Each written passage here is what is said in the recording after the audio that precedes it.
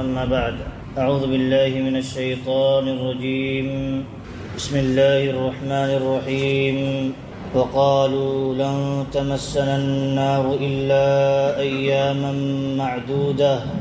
قل أتخذتم عند الله عهدا فلن يخلف الله عهده أم تقولون على الله ما لا تعلمون بلى من كسب سيئة وأحاطت به خطيئته فأولئك أصحاب النار هم فيها خالدون والذين آمنوا وعملوا الصالحات أولئك أصحاب الجنة هم فيها خالدون۔ اور انہوں نے کہا کہ ہمیں آگ چند دن سے زیادہ ہرگز نہ چھوئے گی۔ آپ کہہ دیجئے کیا تم نے اللہ سے کوئی عہد و پیمان لے رکھا ہے کہ اللہ رب العالمین اس عہد کے خلاف نہ جائے گا؟ بلکہ معاملہ یہ ہے کہ تم لوگ ایسی بات اللہ کے ذمے لگاتے ہو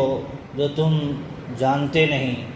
ہاں بات یہ ہے کہ جس نے بھی برے کام کیے اور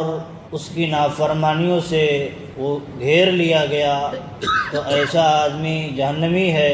اور وہ ہمیشہ اس میں رہے گا، اور جو لوگ ایمان لائے اور نیک عمل کیے وہی لوگ جنتی ہیں اور اس میں ہمیشہ رہیں گے۔ اللہ رب العالمین نے یہاں یہود کی ایک بات یہ ذکر کی ہے کہ جب اتنی سرکشیاں یہ لوگ کر رہے ہیں اور ان کے سامنے یہ ساری حقیقت حال بیان کی جا رہی ہے کہ یہ تمہاری حرکتیں تو جنتیوں والی حرکتیں نہیں ہیں، پھر کیسے تم اتنی بڑی بڑی امیدیں لگائے بیٹھے ہو، دعوے کرتے پھر رہے ہو؟ تو یہ کہتے کہ اگر ہم جہنم میں گئے بھی تو بس معمولی چند دنوں کے لیے جائیں گے، پھر ہمیشہ کے لیے ہم جنت میں واپس آ جائیں گے۔ معلوم ہوتا ہے کہ ان یہود کے لیے کہ یہاں کوئی قاعدہ، کوئی اصول، کوئی ضابطہ نہیں ہے کہ جس کی بنیاد پر یہ بات کریں۔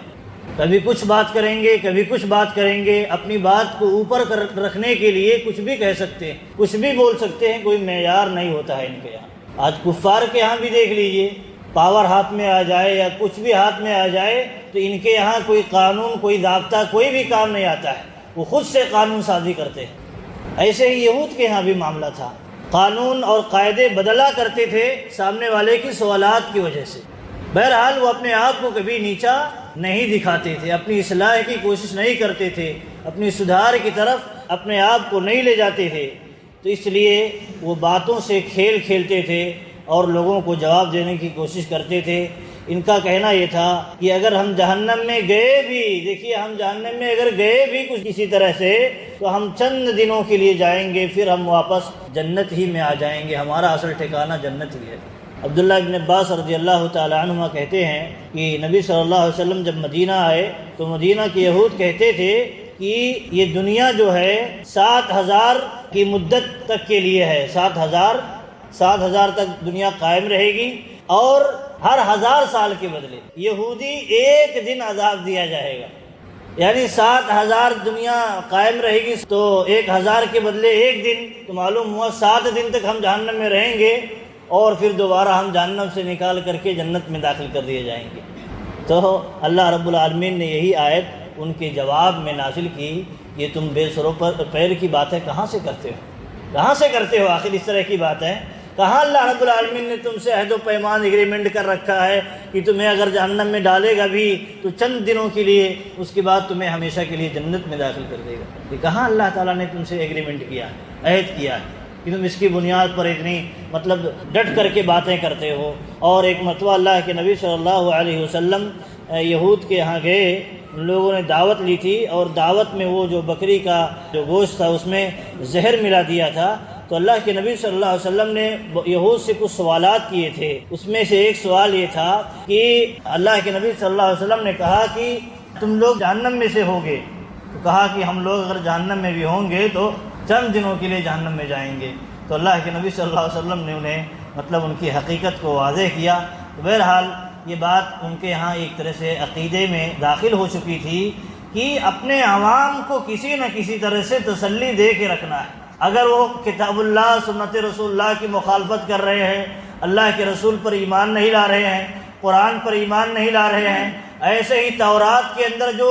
عقیدہ اور ایمان موجود ہے اور عمل کا مطالبہ موجود ہے، عمل نہیں کر رہے ہیں، تو پھر بھی تسلی عوام کو دے کے رکھو، تاکہ وہ عوام ہمارے یہاں سے بھاگ کر کے دوسری طرف نہ چلی جائے۔ عوام کو تسلی دے کے رکھو، خود کو بھی تسلی دے کے رکھو، عوام کو بھی تسلی دے کے رکھو کہ ہم دیکھیے ہم کیا ہیں، اللہ کے چہیتے ہیں اور ہمارا ہی ٹھکانہ جنت ہے اور کسی اور کا ٹھکانہ جنت نہیں ہے۔ ہاں اگر کبھی کسی وجہ سے جہنم میں چلے گئے تو چند دنوں کے لیے جائیں گے، ورنہ ہمارا اصل ٹھکانہ جنت ہے۔ ایک روایت میں ہے، کہتے ہیں کہ یہ جو کہتے ہیں کہ ہم چند دنوں کے لیے جہنم میں جائیں گے، تو اس کی وجہ یہ بیان کرتے تھے کہ جو ہمارے باپ دادا نے چند دنوں کے لیے بچڑے کی پوجا کر لی تھی، بچڑے کو معبود بنا لیا تھا، تو اسی کی بنیاد پر اللہ رب العالمین اگر ہمیں جہنم میں داخل کرے گا تو اسی بنیاد پر چند روز کے لیے جہنم میں داخل کرے گا، ورنہ پھر ہم جنت کے اندر واپس چلے آئیں گے۔ اللہ رب العالمین نے ڈانٹا،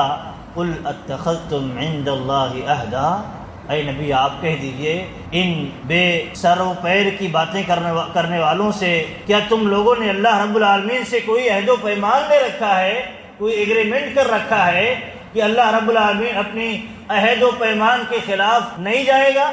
فَلَن يُخْلِفَ اللَّهُ عَهْدَهُ ام تقولون علی اللہ ما لا تعلمون، یا بات ایسی ہے کہ تم اللہ رب العالمین کی طرف ایسی باتیں منسوخ کرتے ہو جو تم جانتے ہی نہیں، بس جانتے ہی نہیں، اپنے آپ کی تسلی کے لیے، اپنے عوام کی تسلی کے لیے، گمراہ کرنے کے لیے انہیں اس طرح کی باتیں کرتے ہو۔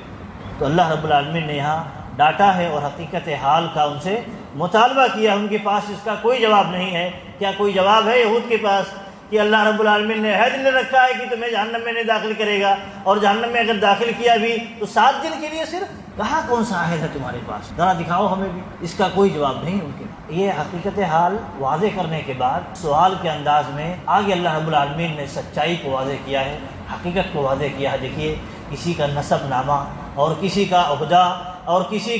کسی کے خاندان سے ہونا، اعلیٰ خاندان سے ہونا، انبیاء کے خاندان سے ہونا، یہ نجات کے لیے کافی نہیں ہے، بلکہ نجات کے لیے ضروری یہ ہے کہ انسان اچھا عمل کرے، برائیوں سے بچتا رہے، ورنہ بلا من کسب سیئۃ واحاطت به خطیئته فاولئک اصحاب النار هم فیہا خالدون۔ چونکہ یہاں بات یہود کی جو چل رہی ہے، تو یہ یہود کی جو بات ہے یہ جہنم کے متعلق باتیں ہیں، جہنم میں لے جانے والی باتیں ہیں، اسی لیے پہلے اللہ رب العالمین نے جہنم کا تذکرہ کیا ہے، اس کے بعد جنتی والے اعمال اور جنتیوں کا تذکرہ کیا ہے۔ کہا دیکھیے ہاں بات اصل یہ ہے کہ جس نے بھی برے کام کیے ہوں گے اور برائی نے اسے گھیر رکھا ہوگا، ایسا آدمی جہنمی ہے، کوئی بھی ہو۔ ایک عام ضابطہ جو اللہ رب العالمین نے ایک عام قاعدہ اور اصول بتایا وہ یہ ہے جنت میں جانے کا اور جہنم میں جانے کا۔ جہنم میں جانے کا اصول یہ ہے کہ جس نے بھی برائی کیا، برائی کی راہ اختیار کیا اور برائی میں گر گیا تو اللہ رب العالمین نے کہا ایسا آدمی جہنمی ہے۔ یہ قاعدہ ہے اصل، کوئی بھی ہو، کسی بھی خاندان سے ہو، کسی بھی طبقے سے ہو، کسی کی بھی اولاد ہو، جو بھی برائی کرے گا وہ برائی میں گر جائے گا، برائی اسے گھیر لے گی، تو ایسا آدمی جہنمی ہے اور جہنم میں ہمیشہ رہے گا۔ اور آگے فرمایا والذین آمنوا وعملوا الصالحات، یہاں اللہ تعالیٰ نے پیمانہ بتایا، معیار بتایا کہ جو لوگ ایمان لائے اور ایمان لانے کے ساتھ ہی ساتھ عمل صالح کیے ہوں گے، ایمان لائے ہوں گے اللہ پر، اس کے رسولوں پر، آسمانی کتابوں پر اور تقدیر کے خیر و شر پر، ساری جو ایمانیات کی چیزیں ہیں اس پر ایمان لائے ہوں گے، اور رسول اللہ صلی اللہ علیہ وسلم پر بھی ایمان لائے ہوں گے، قرآن کریم پر بھی ایمان لائے ہوں گے، تو اللہ تعالیٰ نے کہا وَعَمِلُوا الصَّالِحَاتِ، اور ایمان لانے کے ساتھ ساتھ نیک عمل کیے ہوں گے، اولئک اصحاب الجنہ، ایسے لوگ جنت میں جائیں گے۔ دعوے دار صرف جنت میں نہیں جانے والے ہیں، عمل سے عاری لوگ جنت میں نہیں جانے والے ہیں، ایمان سے خالی لوگ جنت میں نہیں جانے والے ہیں، وہ بھلے ہی کسی کی اولاد کیوں نہ ہو، انبیاء کی اولاد ہی کیوں نہ ہو۔ اولئک اصحاب الجنہ، ایسے لوگ جنت میں جائیں گے جو ایمان لائے، عمل صالح کیے، ہم فیہا خالدون، اور ایسے ہی لوگ جنت میں ہمیشہ رہیں گے۔ یہ ہے معیار، یہ ہے ضابطہ، یہ ہے قانون، یہ ہے اللہ رب العالمین کا عہد و پیمان۔ اللہ نے یہ عہد کیا ہے جو برائی کرے گا اس کا ٹھکانہ جہنم ہے، جو ایمان لائے گا عمل صالح کرے گا اللہ تعالیٰ وعدہ کرتا ہے، اللہ تعالیٰ عہد کرتا ہے ایسوں کو ہم جنت میں داخل کریں گے، ایسے لوگ ہمیشہ جنت میں رہیں گے۔ تو کیا اس بنیاد پر تمہارا رویہ ہے، تمہاری زندگی ہے؟ اگر نہیں ہے تو اپنا ٹھکانہ طے کر لو، کہاں جاؤ گے، کس جگہ جاؤ گے۔ یہ اصل میں بار بار یہی حوالہ دیتے تھے کہ ہم تو انبیاء کی اولاد سے ہیں، ہم اللہ کے چہیتے ہیں، ہم فلاں ہیں، اس طرح ہمارا ٹھکانہ جنت ہی رہے گا، جہنم ہمیں چھو نہیں سکتی ہے، اور اگر کسی طور پر ہم جہنم میں چلے بھی گئے تو بس چند دنوں کے لیے، ورنہ ہمارا اصل ٹھکانہ جنت ہے۔ یہ سب کیا ہے؟ اٹکل کی باتیں کرنے والے لوگ ہیں، ان کے پاس کوئی معیار نہیں ہوتا ہے، کوئی ضابطہ اور قانون نہیں ہوتا ہے، تو یہ کیا کرتے ہیں؟ عوام کو تسلی دینے کے لیے خود سے ایک قانون بنا لیتے ہیں، یہ کسی چیز کے پابند نہیں ہے۔ اگر پاور میں آئے یا یہ کسی طور پر انہیں آزادی نصیب ہو جائے تو یہ قانون سازی کرنے میں بڑے ماہر ہوتے ہیں، باتیں بنانے میں بڑے ماہر ہوتے ہیں۔ تو ہمیں چوکنا رہنا چاہیے، اور ایسے ہی اگر ہمارے یہاں بھی یہود کی اس طرح کی قبیح حرکتیں ہمارے ہاں موجود ہوں تو اصلاح کرنی چاہیے۔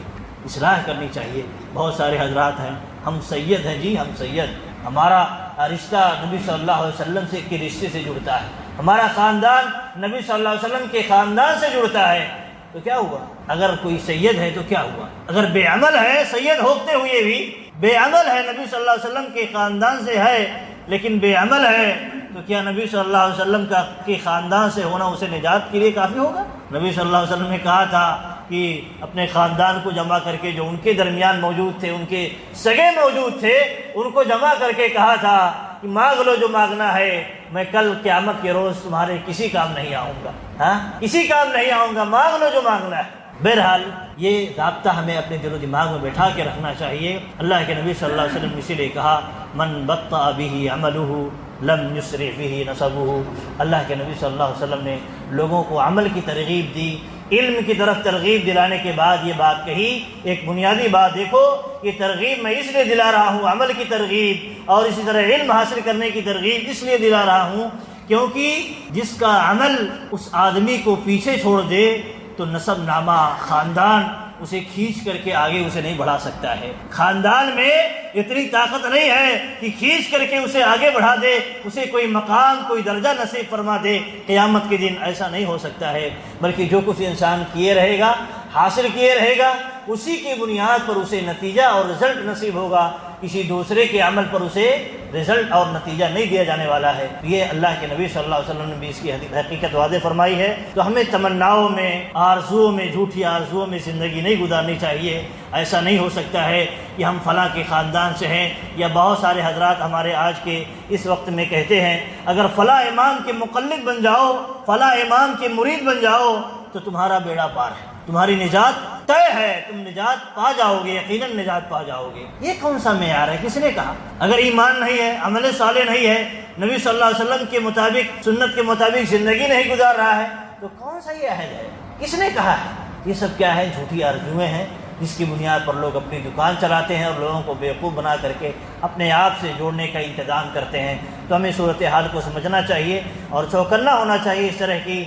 طرح کے دعوے سے۔ اللہ رب العالمین سے دعا ہے کہ اللہ رب العالمین ہمیں کتاب و سنت کے مطابق زندگی گزارنے کی توفیق دے، پکا سچا مومن اور عمل صالح، ایمان اور عمل صالح کے ساتھ زندگی گزارنے کی توفیق دے۔ جھوٹی آرزوؤں سے اللہ رب العالمین ہمیں پاک رکھے، آمین۔ وآخر دعوانا الحمد للہ رب العالمین۔